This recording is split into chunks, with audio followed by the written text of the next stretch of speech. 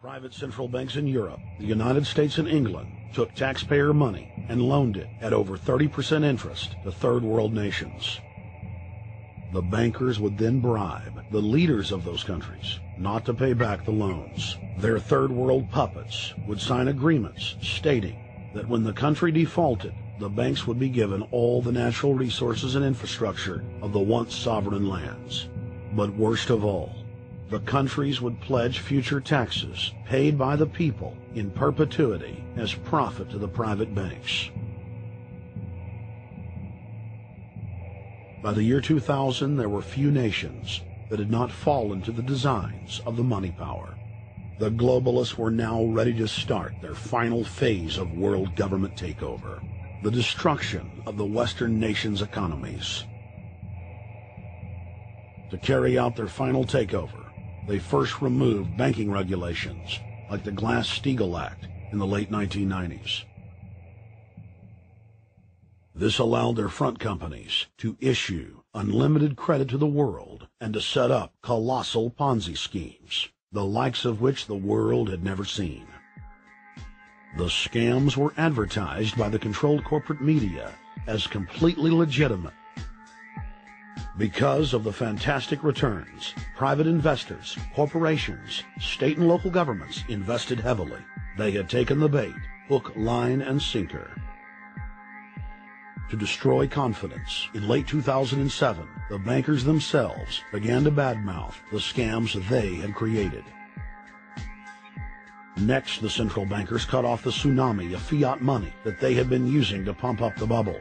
When Congress and the public refused to write the finance oligarchs a blank check, the bankers began to engage in financial terrorism. They said that the world would go into another Great Depression unless their demands were met, further destroying confidence. The stock market instantly had its biggest one-day loss in history, but even that wasn't enough to force Congress to capitulate to the offshore banks. Senator Inhofe of Oklahoma and Congressman Brad Sherman of California, amongst others, told the world that the entire Congress had been threatened with martial law by the White House and the Treasury Department if they didn't pass the so-called banker bailout bill. The only way they can pass this bill is by creating and sustaining a panic atmosphere. That atmosphere is not justified.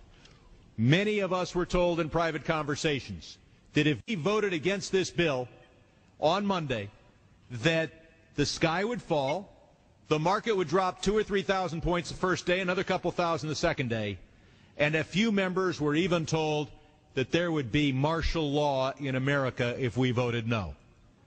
That's what I call fear-mongering. Unjustified. The final version of the bill was kept secret from the Congress until minutes before the vote on October 3, 2008. The Federal Reserve had promised total transparency, that every dime would be accounted for. To Democrats and Republicans who've opposed this plan, I say, step up to the plate. Let's do what's right for the country at this time, because the time to act is now. To prevent the possibility of a crisis turning into a catastrophe. After its passage, the public learned with horror that the bill was really a financial coup d'etat by Wall Street. The bill didn't just give $700 billion to the banks. It was a blank check. And as of February 2009, $9.7 trillion has disappeared into a black hole. Within 24 hours of its passage, Secretary of Treasury Henry Paulson said they were no longer going to use the money to unfreeze the mortgage market by buying bad debt. We went to Congress. Illiquid assets look like the way to go. As the situation worsened, the facts changed. I will never apologize for changing an approach or strategy when the facts change. Paulson has, in the meantime, admitted that the subprime mortgage crisis is not the cause, really, of the breakdown of the entire world banking system and the bankruptcy of most of the banks in London and in Wall Street. He said, oh, we're going to buy up toxic assets, but we're not going to worry about subprime mortgages. What he's talking about is derivatives. Derivatives are the center of the crisis.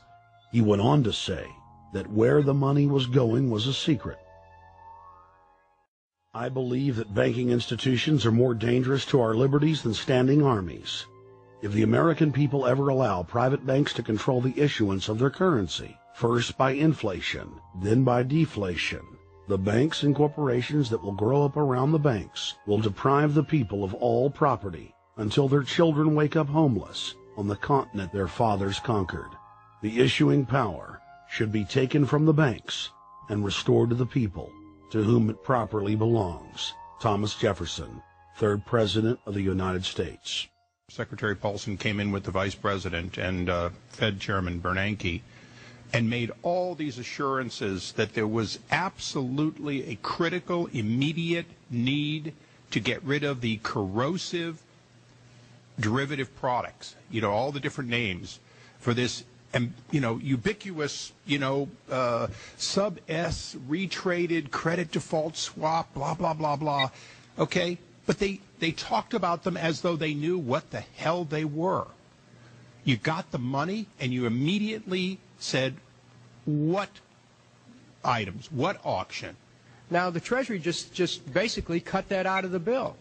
And what we have here is a situation where banks are hoarding the money that they're getting from the TARP. They're using the money to purchase other banks. And all of a sudden, the Treasury sent a signal to the banks, forget about it. We're going to give you the money that you want, and you do what you want with it. Unless you direct it specifically, it's not going to happen. I don't think anyone questions, Mr. Kashgari, that you're working hard. Our question is who you're working for. Throughout its passage, President Bush and Senator Obama worked in tandem to get Congress to pass the bill without even having time to read it, despite the fact that in major polls, 98% of the American people were against the bill. The leadership in both parties were for it. And I really want to commend Barack Obama, because as we were involved in the this and that and different provisions of the bill to persuade people, he really gave them confidence that this was the right decision for the American people, even though it wasn't, in our view, a great bill for them to vote on. I want to take a particular moment to also thank an individual who's not here, and that is Barack Obama, who made numerous calls not only to all of us, but to members of our caucus, and helped us gather the votes on the Democratic side to pass this legislation. Bankheads then bragged to the press that they were hoarding the bailout money and using it to buy up smaller, healthy banks and insurance companies. Their plan was working like a charm. Next, the central bankers loaned the federal government back $787 billion of our own money at interest for President Obama's so-called stimulus package.